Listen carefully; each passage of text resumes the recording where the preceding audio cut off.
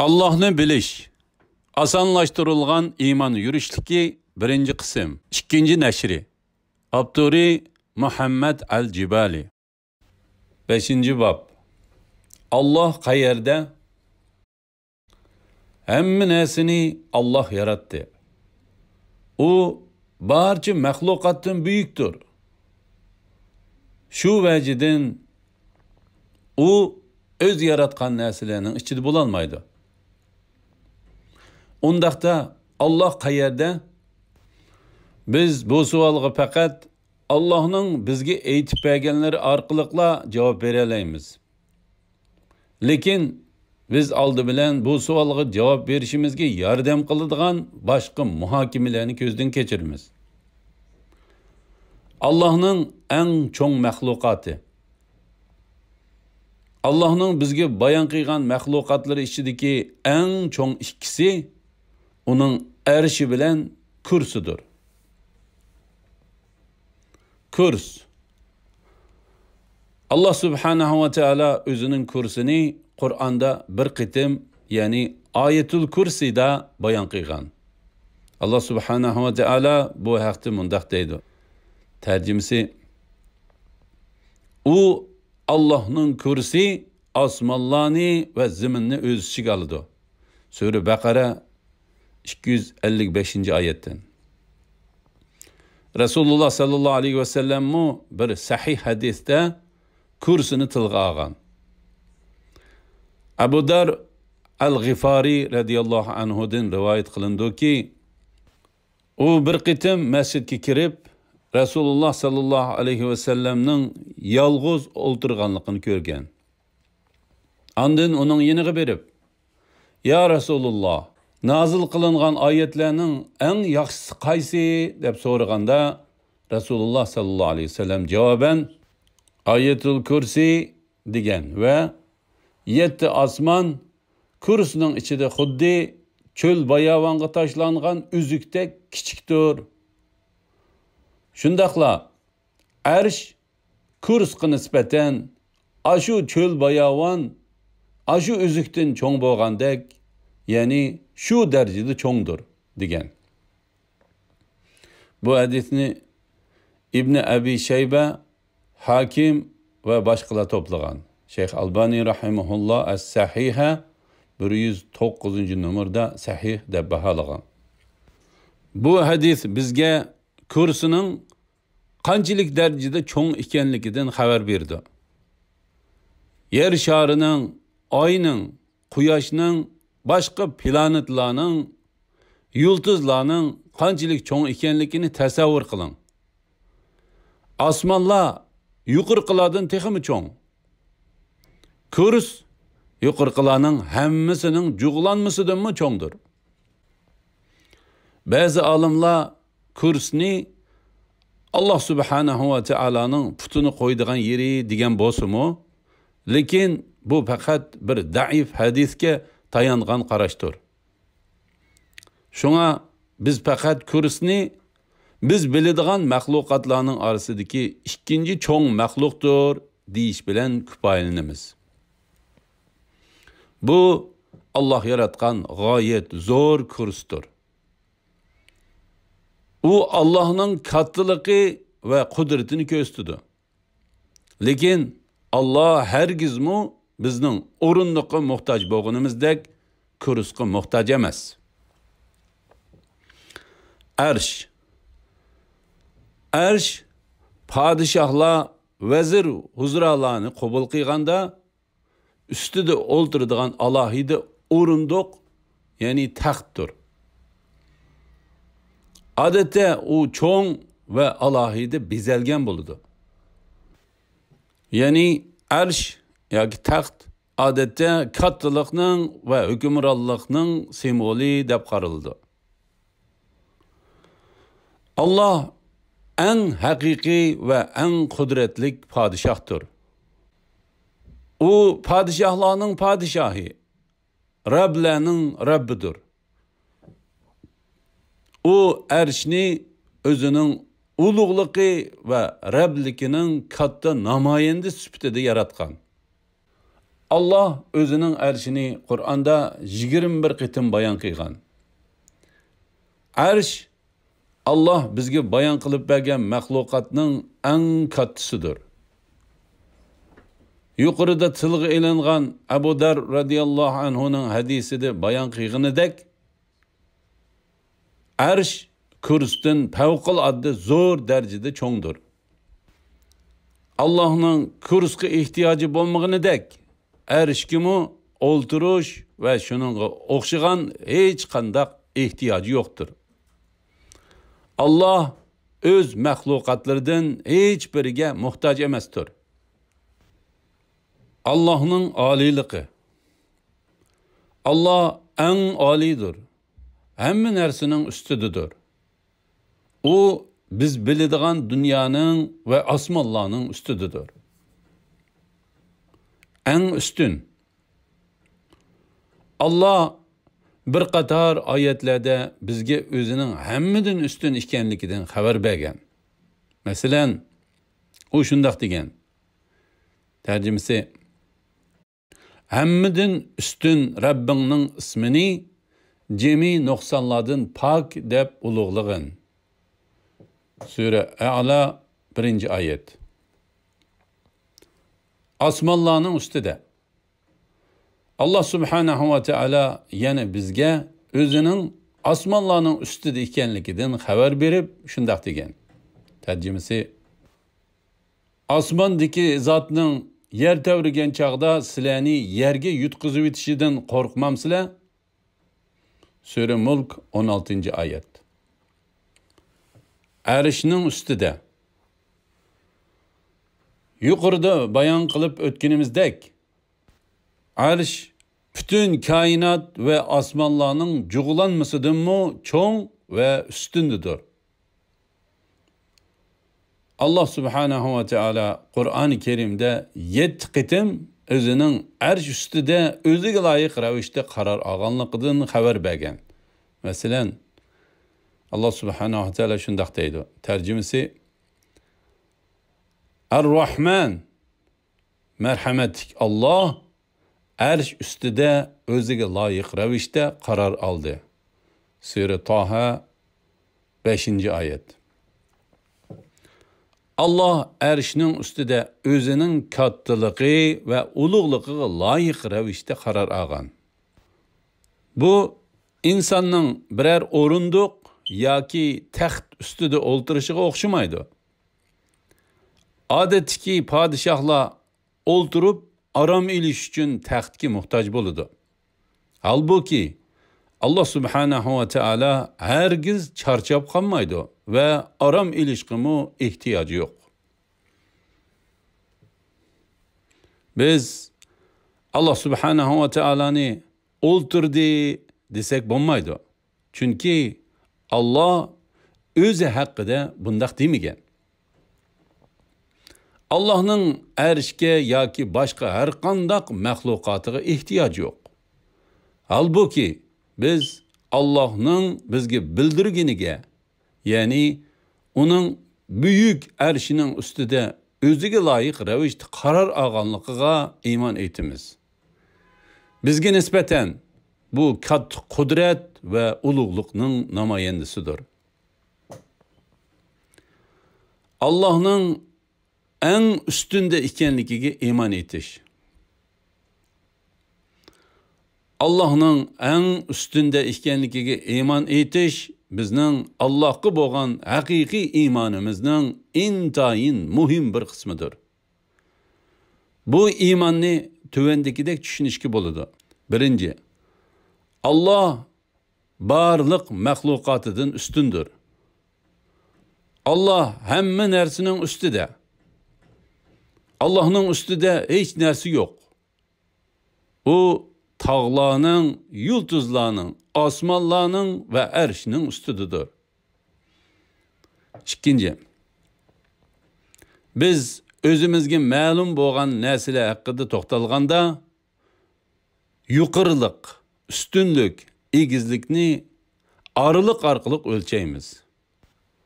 Masalan, biz avtobus pikapdan egiz, o'g'za yerdan 3 metr egiz deymiz. Bizga nisbatan yuqorilik o'rin jihatdagi yuqorilikdir. 3. Ba'zida yuqorilik şan şeref ve izzet hürmetten direk berdi. Bu simollik yoki mecazi yuqorilik deyiladi. Şu veciden biz padişah, şahzadeden yoki odatdagi odamdan ustun deymiz. Ba'zilar padişahga oliylari deb xitob qiladi. 4. Allah'ın üstünlüğü o'rin, arılık, o'lcham jihatlardagi üstünlük emas. Çünkü o'rinni, arılıkni, o'lchamni Allah subhanahu ve taala o'zi yaratgan. 5. Allah en şerefli zatdır. O en katta ve en samimi hürmetga layıktır. Dervaqa onun üstünlüğü şan şeref ve izzet hürmet cihetteki üstünlüktür. Lekin bu onun üstünlüğünün birden bir manisi emas. Yani biz Allah'ın üstünlüğünü simollik yoki mecazi desek bo'lmaydi. 6. Şu veciden şunda xulosalaymiz ki Allah subhanahu ve Taala'nın üstünlüğü hakiki ve realdir. Onun üstünlüğü mahlukatının üstünlüğüne o'xshamaydi. O o'rin yoki arılık jihatdagi üstünlük emas. Biz onun yani Allah subhanahu ve Taala'nın üstünlüğünün hakiki mahiyetini öz peti bilolmaymiz. Çünkü bizning Allah haqqidagi ilmimiz to'limi cheklik. Padichi dedekning vaqasi.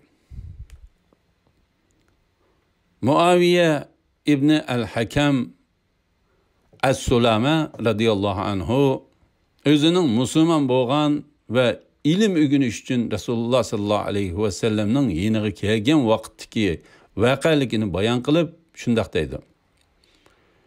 Muaviye radıyallahu anhu Resulullah sallallahu aleyhi ve sellem'nin aqsida cemaat namazı o'qigan. Namazda bir kishi tush ko'rganda Muaviye radıyallahu anhu yerhamukallah yani Allah sana rahim qilg'ay degan. Atrofidagilar onun namazda gap qilganligiga hayron bo'lib, uningga qarashga boshlagan. Shuning bilan u anam meni yo'qitib qo'ysin, nima men qaraverirsizlar degan.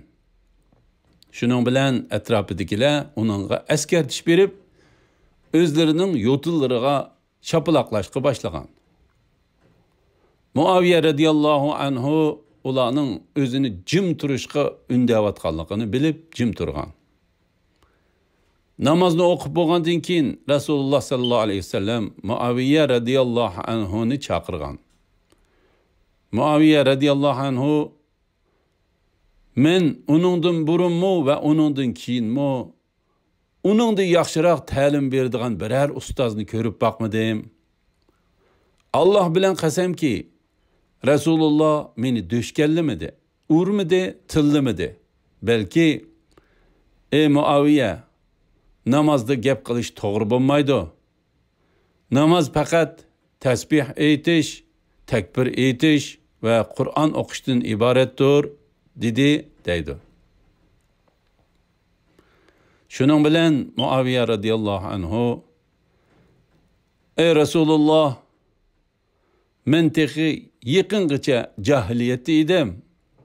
Allah bizga islom dinini ato qildi. İçimizden ba'zi kishilar g'aybni bilamiz deb da'vo qiladigan kohinlarning yeniga bordi. Ya'ni ulardan g'ayb to'g'riliq so'raydi deganda Rasululloh sallallohu alayhi vasallam sen ularning yeniga bormag'in degan. Muaviye radıyallahu anhu yani ba'zi kishilar shumpal oladi. Yani qushlarga qarab shumliq his qilishidi deganda Rasululloh sallallohu alayhi vasallam u ularning ko'nglidagi o'y xiyol bo'lib, ularni qilmoqchi bo'lgan ishlaridan to'sib qo'ymaslik kerak degan. Muaviya radhiyallohu anhu Rasululloh alayhissalatu vassalamdan yana ba'zi narsalarni o'rgangan. Ondan u Rasululloh sallallohu alayhi vasallamga mening dedikim Uhud teg'ining atrofida qo'y boqatdi. Bir kuni tuyuqsiz bo'ri kelib bir qo'yni elib ketibdi. Menmi inson bo'lg'ach bak qayg'urdim va dedak qizni qattiq urdim degan.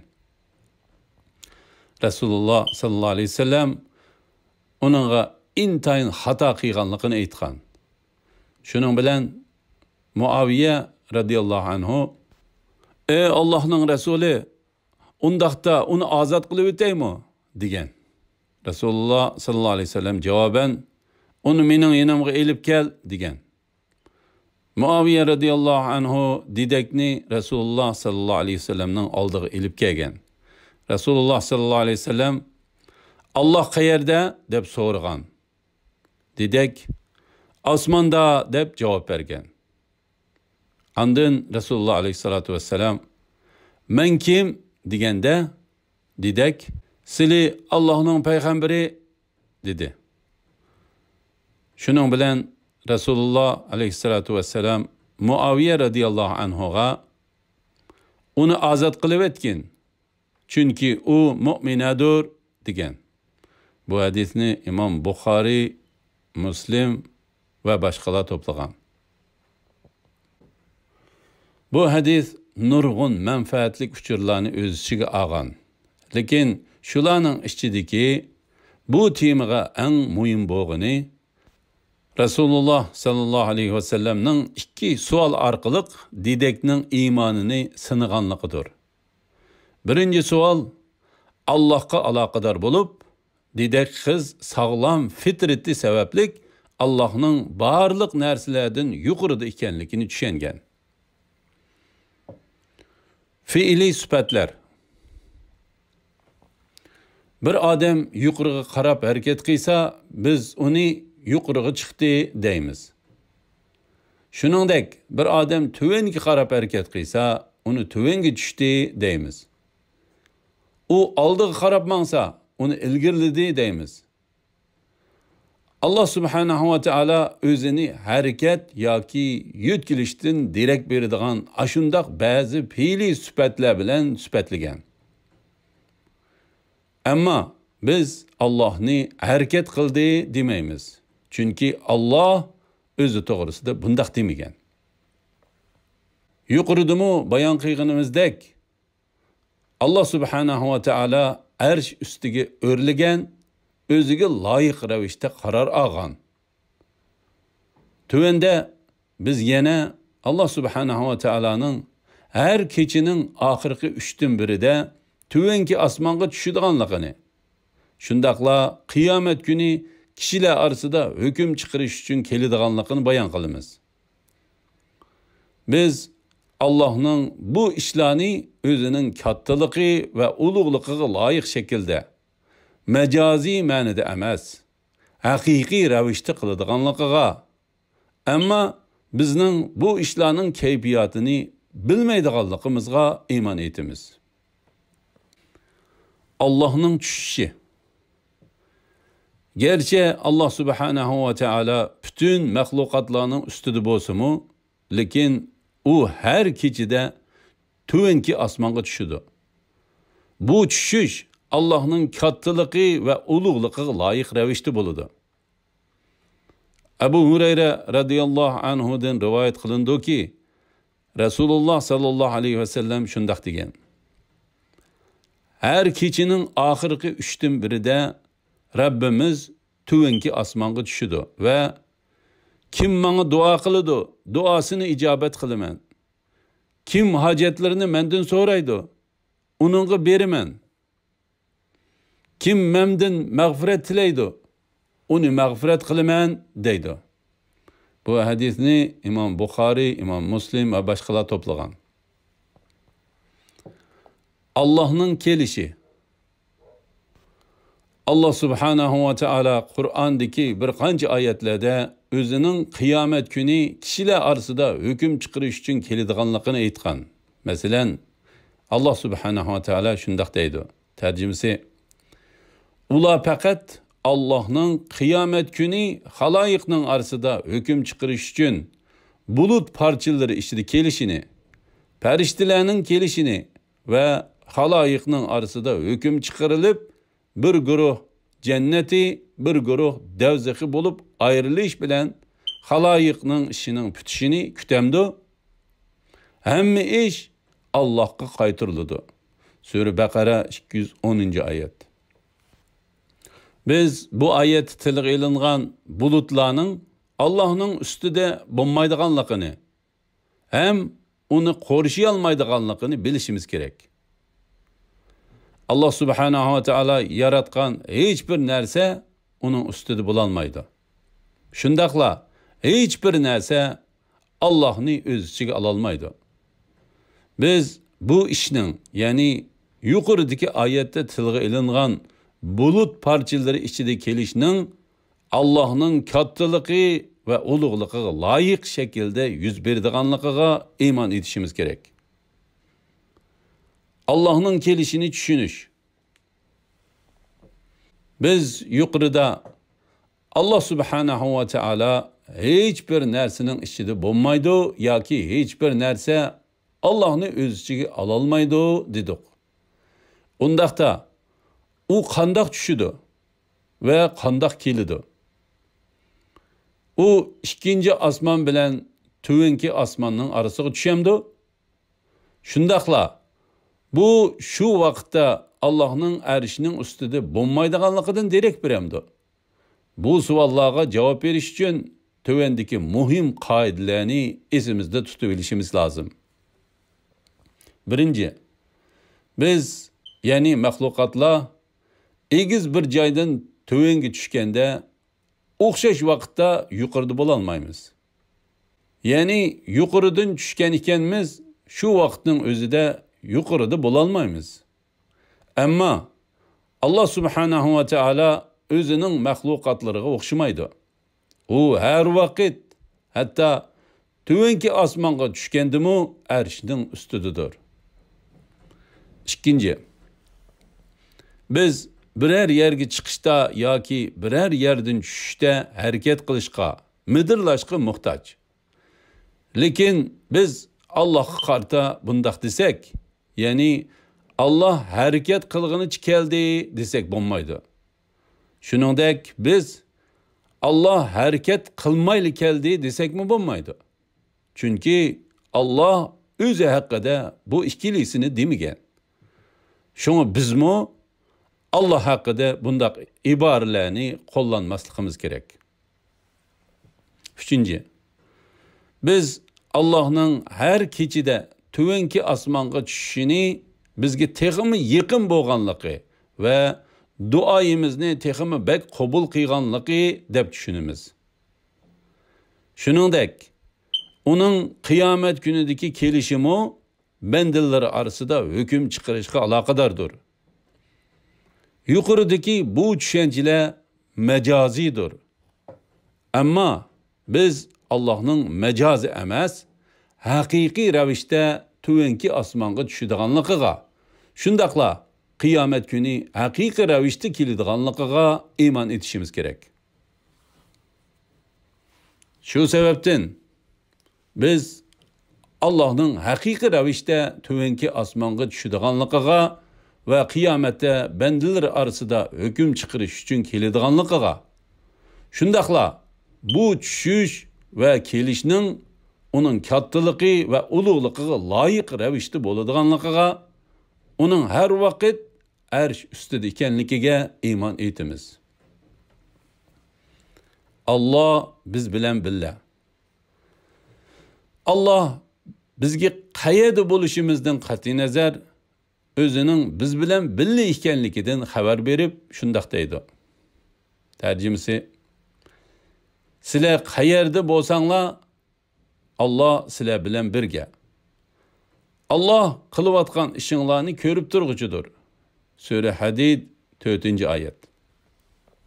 Shundaqla Allah subhanahu va taala yana o'zining bizga jon tomirimizdanmi yaqin ekanligini bayon qilib shundaq deydi. Tarjimasi: biz haqiqatan insonni yaratdik. Biz uning ko'ngliga kelganini bilamiz. Biz uning jon tomiridanmi yaqinmiz. Sura Qaf 16-oyat. Abu Musa Ash'ari radıyallahu anhudan rivayet qilindiki, u va boshqa sahobalar Rasululloh sallallohu alayhi vasallam bilan birga safar qilgan. Safar jarayonida sahobalar igizlik chiqqanda yuqori ovozda Allohu akbar, ya'ni Alloh eng buyukdir deganda Rasululloh sallallohu alayhi vasallam: ey insonlar, o'zinglarga jafo solmanglar. Chunki sizlar gaz yoki g'aybga nido qilmayapsizlar. Darvaqa sizlar har doim anglab ko'rib turadigan zot Allohga nido qilyapsizlar. Sizlar nido qilayotgan zot har biringlarga o'zinglar mingan ulog'ning bo'ynidanmi yaqindir degan. Imom Buxoriy va boshqalar to'plagan. Allah subhanahu va taolaning har vaqt biz bilan birga ekanligi tilga ilingan nurg'un oyat va hadislar bor. Biz bu oyat hadislarni astoydil o'qigan vaqtimizda Allohning o'zining ilmi, ko'rishi va anglishi orqali biz bilan birga ekanligini tushuna olamiz. U bizni to'liq ko'rib turdi. Qilgan barliq ishlarimizni biladi. Shundaqla u bizni va boshqa jami maxluqotni tamoman kontrol qilib turdi. Mu'minlar uchun Allah yani o'zining yordami va qo'g'dishi orqali har vaqt ular bilan birgadir. Shu vajidan Allah biz bilan birga deganlik Allah zoti orqali biz bilan birga deganlik emas. Allah cahil, nadan kişilerinin aytqanidek her yerde emas. Biz yuqorida Allah subhanahu va taolaning mahluqotlarının ichida bo'lishi mumkin emasligini o'rganganligimiz uchun bunun yani Allah'ның her yerde bo'lishinin mumkin bo'lmaydiganligini bilamiz. Allah bütün mahluqotning ustididir.